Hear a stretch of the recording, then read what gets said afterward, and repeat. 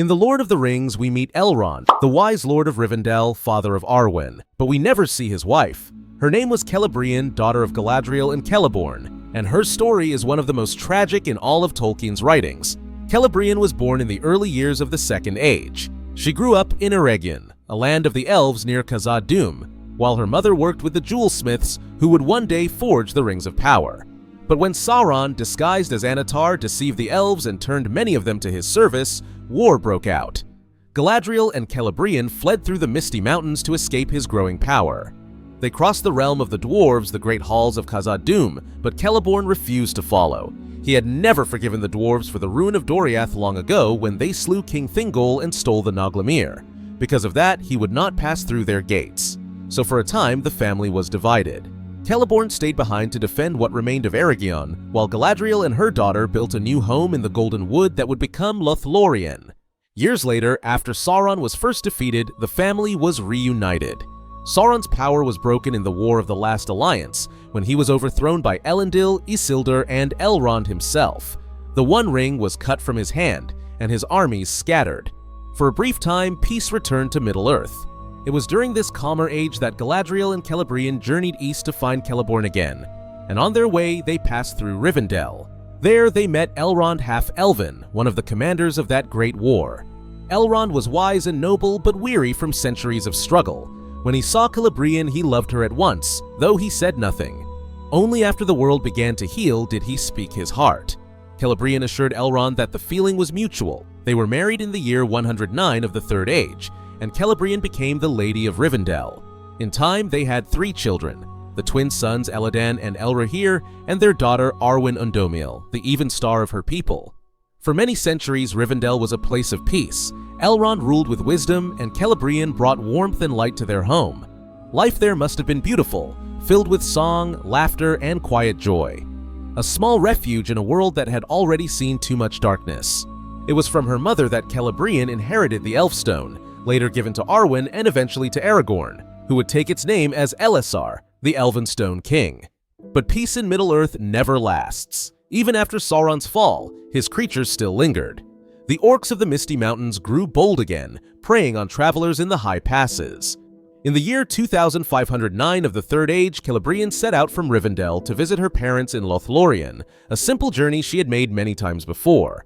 But this time, as she crossed the Redhorn Pass, she and her escort was ambushed.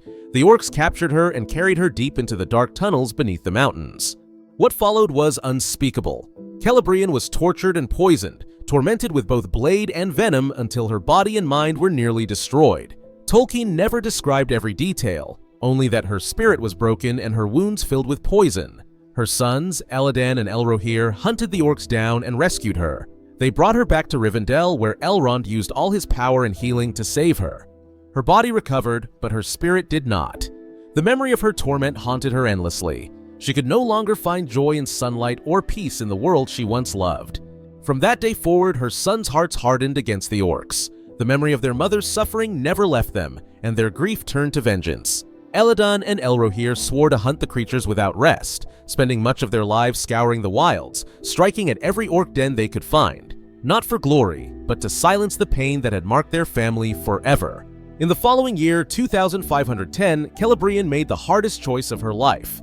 She left her husband, her children, and Middle-earth behind. She sailed from the Grey Havens across the sea to the Undying Lands, seeking a healing that could never be found in the mortal world. Her departure left Elrond alone in Rivendell. By the time of The Lord of the Rings, more than 500 years had passed since Celebríian's departure. That is why, when we see Elrond in Rivendell, he stands alone. Galadriel and Keleborn have no daughter beside them, and Arwen's mother exists only in memory. As for her children, not much more is told. Her sons, Elladan and Elrohir, continue to roam the lands as warriors, forever hunting orcs in memory of their mother's suffering. Tolkien never said if they ever sailed west to join her, or if they remained in Middle-earth until its end.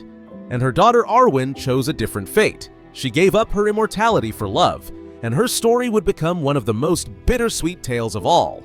But that's a story for another video. After the War of the Ring, when the Age of the Elves was fading, Galadriel and Elrond finally took the road west. They sailed from the Grey Havens across the sea, leaving Middle-earth behind forever. There, In the Undying Lands, they were at last reunited with Kelebríian, free from the shadow and sorrow that had marked their long years apart. For them, it was a long-delayed peace, the healing that neither time nor wisdom could grant in the mortal world. But Keleborn did not go with them. He lingered in Middle-earth for many years after, unwilling to leave the lands he had watched and guarded since the Elder Days. Some say he stayed because the memory of Lothlorien still lived in him, the trees, the rivers, the golden light of his home. Others believe he remained to watch over what was left of his people as their age slowly ended. Only when all was quiet and the last of the elves had departed did Keleborn finally take ship. He sailed west aboard the very last vessel to leave Middle-earth, joining his kin in the Undying Lands, and at last reuniting with his wife and daughter beyond the sea. When the ships of the elves finally reached the Undying Lands, they came to a place untouched by time. It was not a heaven, but a realm of perfect peace, a land where no shadow could reach. There the weary found rest, and the wounds carried from Middle-earth slowly faded. For those who had known war, loss, and the long decay of their people, it was a homecoming beyond words. Kelebríian, once broken by pain, would have found healing in that eternal light, surrounded again by her mother, her husband, and all the kindred who had made the same long journey west. The elves who lived there did not rule or build empires. Their days were spent in song, craft, and remembrance, tending to the living beauty of Valinor and the shores of Eldamar. Though countless elves were born there across the ages, only a small number, perhaps a few tens of thousands, had ever seen the lands beyond the sea. Those who had walked in Middle-earth were forever changed, their memories mingling sorrow with wisdom. Among the immortal, they were called the Exiles Returned, a quiet people who had witnessed the rise and fall of the world of men, and who would now live out eternity beneath the undying light. Tolkien's choice to leave Celebrían out of The Lord of the Rings was deliberate. Her story had already taken place long before the events of the Fellowship, and by that time she had sailed across the sea. Her absence was not a mistake. It was meant to be felt. It shaped Elrond's caution, his sorrow, and the quiet weight he carried for the fating of his people. Tolkien was very selective with his female characters. In The Lord of the Rings, Galadriel represented wisdom, power, and the enduring light of the elves. Arwen embodied love, sacrifice, and the choice to walk a mortal life. Another high elven lady, no matter how noble or tragic, would have divided that focus.